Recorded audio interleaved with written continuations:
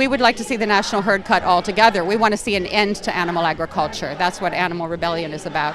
But we certainly do need to cut the herd. If 150 million Bangladeshis move north with guns, a little bit of wheat under the floor is not going to help. And, Bangladesh could go underwater if we keep going. Ireland, particularly when it comes to the climate problem, uses 92% of our agricultural land growing grass, which people can't eat. Growing grass for feeding cattle, which are a catastrophe from a climate point of view. And Ireland should stop this. So you think should Ireland end cattle farming altogether on all livestock agriculture? Well, cattle particularly is a catastrophe.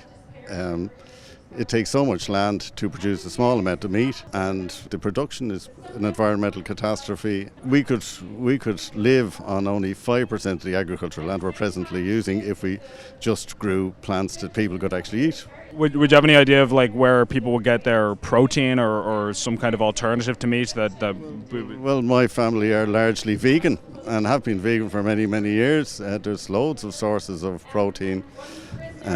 It's no problem. The concept of vegan is hard, it isn't. Vegan is easy. Well, a lot of people have pets, and we have rabbits. People have dogs. Just look at them. They're just like us. So would you say that cattle farming should be banned by law, or should it be allowed at all? Well, no, it shouldn't be allowed. If we didn't have 7 billion people on the planet, sure, it would be no problem. If we had 70 million people. But with 7 billion people, we just cannot afford to just destroy the world just because we want to eat meat. What do you think of the fact that we obviously have the Green Party in government in Ireland? Eamon Ryan is part of the government coalition. Do you think that is a positive addition to Irish government policy? I don't think he's strong enough, and from what I see, he seems to be carrying out the dirty work for Fianna Fáil and Fine Gael. He doesn't object to mining, he doesn't object to increasing the energy demand in data centres, and he hasn't been strong enough against Shannon LNG fracked gas import terminal in Kerry. So obviously the purpose of today is kind of to raise awareness about climate change, and there's been many groups like Extinction Rebellion and Just Stop Oil that have resorted to kind of more controversial tactics like throwing soup on paintings and things like that. What do you think of those tactics? I think it has to be done. We are not being listened to. We write to the politicians, we write to the government agencies, we put in submissions when there are public consultations, and nothing is being listened to. But do you think any of the activism maybe goes too far, like blocking roads and blocking oil refineries? And I think even in the UK there's some kind of breaking of windows, and many people object to it and they say, well, that's there's getting your point across, and then there's going too far. Do you think there is a line that shouldn't be crossed? I think we're very far from that line. The crimes that are being committed against humanity legally by our governments are complete atrocities, and we're looked upon as terrorists, but they are the ones writing the policies that are killing millions of people, like in Africa, in the global south. And we are going to get floods here, and they are taking no notice of that. We're out of time. We've tried with words, with writing. What are we supposed to do? And is Animal Rebellion, is that related to Extinction Rebellion? We're a sister organization with the same model. We have similar demands. We use non-violent civil disobedience to communicate our message. Have you engaged in any of the kind of more controversial tactics that Extinction Rebellion are known for, as far as blocking roads and things like that? We're a pretty new organization. We were started during the pandemic, so most everything we've done has been done online so far. We haven't glued ourselves to anything or thrown soup on anyone yet, but if we're going to have to do some of those things to get attention, we might do that. Obviously there's people who would say that those kinds of measures are too far. I mean, they're breaking the law and so on. Do you think there's a line? How far is too far as far as spreading the message that you're trying to get across? I think the line is our planetary boundaries that they're talking about here, and we're exceeding those, and that has to stop, and we have to do whatever we need to do to get attention. We don't believe in violence, and we don't believe in destruction of property, but we think people need to wake up and look around. And is a painting of sunflowers more valuable than the sunflowers themselves? But I mean, as far as destruction of property, I do think there have been some breaking windows and things like that with the Extinction Rebellion UK and so on. Would you say that's a price that people will just have to pay? I think it's controversial when you start doing things like breaking windows. We haven't done anything like that here yet. I don't think that Irish people maybe are as up for that kind of thing as maybe they would be in the UK. But if they were, do you think it would be warranted? I think whatever needs to be done is warranted. Yeah, I do.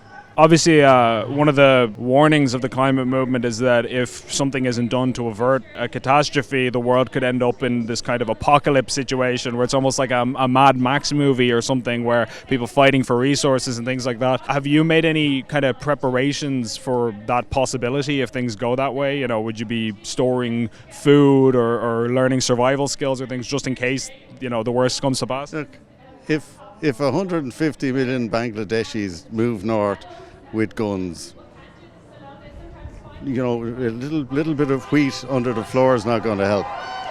And, you know, I mean, Bangladesh could go underwater if we keep going. It's amazing actually how few people are moving north from the poor south to come with guns north.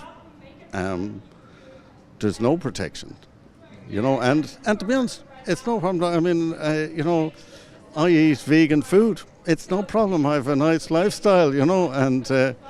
You look healthy, I will say. Well, I mightn't be that healthy, but I mean, we're just stop eating meat, guys. Obviously, one of the big goals of the green movement is to get Ireland down to carbon net zero, and not just Ireland, but you know, every country in the world ideally would be net zero as far as carbon goes. Would you say you're personally net zero in your own life? No, because I use a phone and I use a car, but a lot of it is to spread the word about the damage that is being done. I mean, I would be happy enough. I grew up without electricity. It can be done. We grew up without phones, without internet. It can be done. It's not going to kill us. Whereas this policy of expansion is going to kill us. But so do you think that you would be willing to give up a phone and a car and all of these types of modern luxuries that we have? I think it would take a bit of adjustment. The phone, definitely. The car, yeah, I use it to get food, but I'm working on growing my own food. Like, we have to become self-sufficient. Ireland is depending on other countries to provide the food. What do you think of the proposed kind of cull or cut on Ireland's kind of national herd and the amount of livestock that are in the country? Do you think something like that would be a good idea? Well, I think the cull would be only necessary if they continue to expand the herds, which, as far as I understand, they are, because I see planning permissions for calving sheds. You know, we have to cut down. So you do think it would be good to cut the amount of livestock that we have? Yeah, because it's destroyed huge amounts of biodiversity. We're living on a green desert. I'm worried that the climate targets that we've set, the sectoral emissions targets, we're not going to make those targets. There was a lot of debate about whether the agriculture target was high enough in terms of emissions reduction. I'm with Animal Rebellion, and we're concerned about animal agriculture and the effects on the planet. We want to see a plant-based food system brought in, and so I don't think that those targets were high enough. If agriculture doesn't do its part, then all the other targets, all the other sectors have to do more, and they're already saying that we're not on track to meet those targets as it is. What would you say to a farmer, because obviously the percentage emissions cuts targets were very controversial when they were first announced. I think it was 25%, and many farmers were saying that even that cut would be devastating to their business and they wouldn't be able to survive financially. What would you say to a farmer who raised those concerns? I'd say that the government needs to support the farmers to make a transition. We don't want to see farmers wiped out. We want to see farmers growing food that we can eat.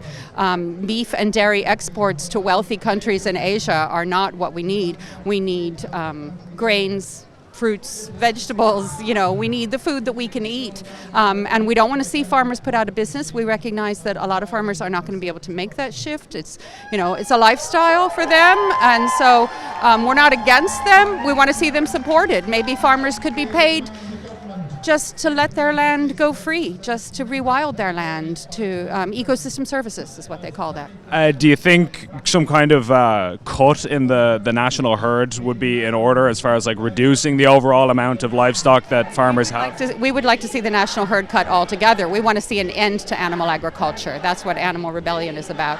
But we certainly do need to cut the herd.